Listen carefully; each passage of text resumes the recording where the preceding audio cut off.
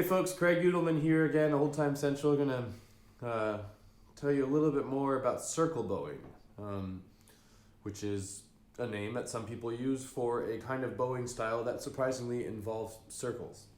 Yes, you guessed right. So maybe you've seen the video on shuffle bowing or heard people talk about shuffle bowing, Nashville shuffle, Georgia shuffle, whatever kind of shuffle you want. But that's not the only way, and actually also it can be kind of combined with this concept of circles. So basically the idea is that the hand is making circles, like this. Can go in both directions. And I've also heard talk about full moons and crescent moons. It's kind of nice. I think that was my friend Luke Richardson who told me about that. However you think about it, there's this thing happening, and then you have on some longer bows or maybe string crossing some other kinds of circles. So you get a lot of these nice figure eight patterns. If you can track down this video of Tommy Gerald playing with a light on his wrist, it's definitely very interesting to see all the little patterns that come out of it. So let's try it out, see what I'm really talking about here. For me, the best way to explain this and to really get the feeling in your hand with the circle bowing is to start out playing on alternating between two strings.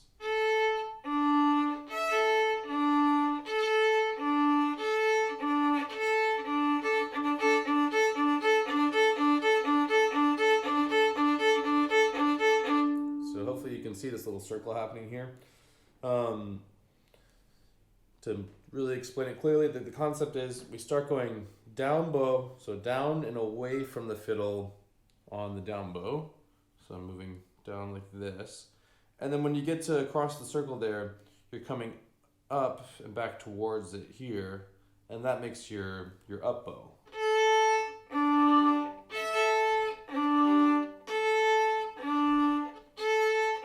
So one circle equals two bows, right? And you'll notice it's really easier if you start kind of, say your position was that the bow is on both strings and your wrist is straight. So for me that means bringing my elbow up a little bit from where it might be on another string. So if you're somewhere around there, then you go a little bit down, you get the A string, a little bit up, you get the D string.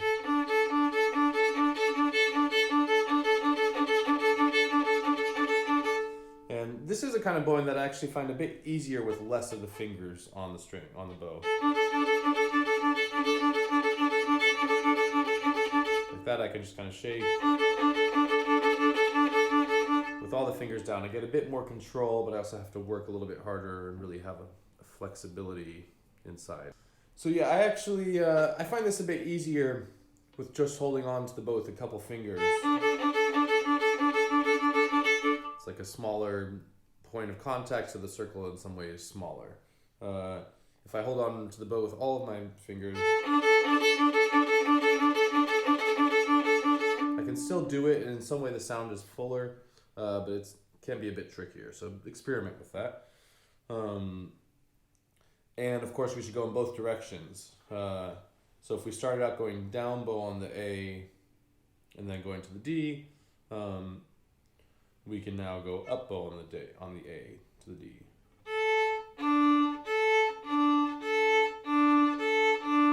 So now my circle is going towards the fiddle and down and then up and away.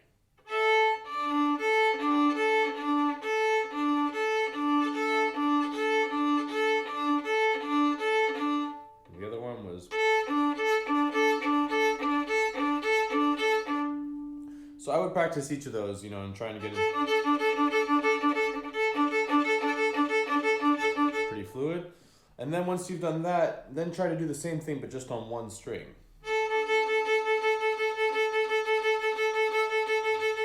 So my elbow position is now a little bit lower, the circle is a little bit smaller.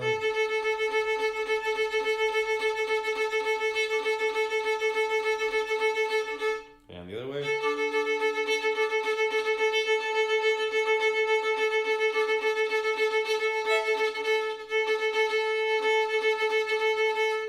You can make some little exercise.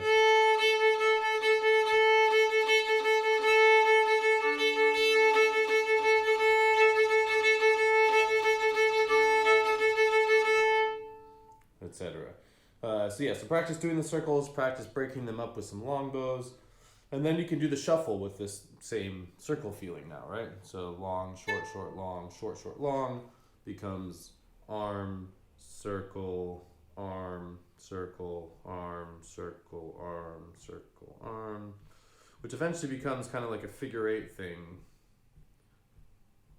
that can be really useful to do this without the bow, although that's also quite confusing. And your circle should be changing direction each time, right? So what it ends up being is almost really, it's like circle, follow through, circle, follow through, circle, follow through. And, so if you're starting on the upbeat,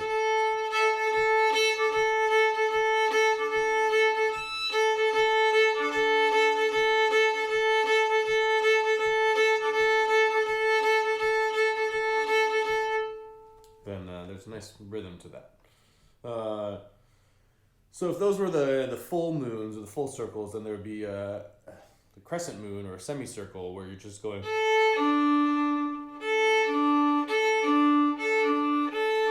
So I'm basically doing an arm long bow and flipping up like that at the end.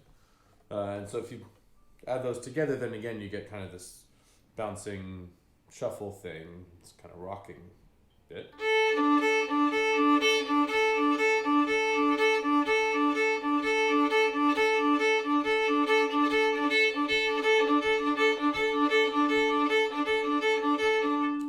And I would again practice this with some, just going up a scale to get it really in your fingers.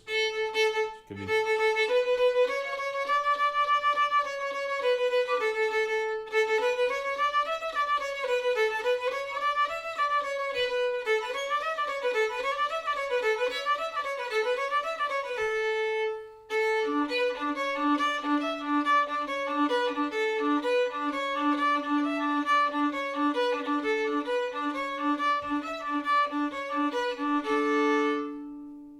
And you feel how it has a nice skip to it. It's a little bit different than.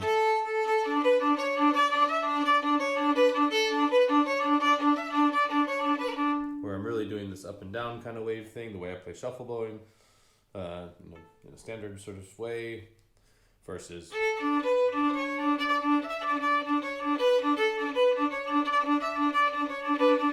It's a nice swing to it.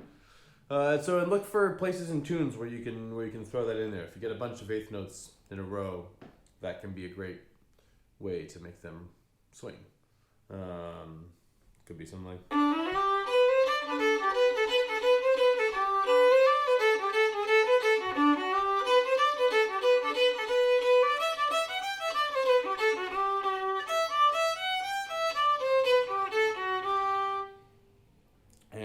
And you'll notice that often you get these things where it's like a big circle with a string crossing and maybe a little circle after.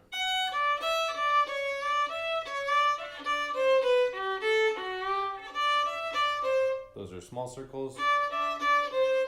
Big.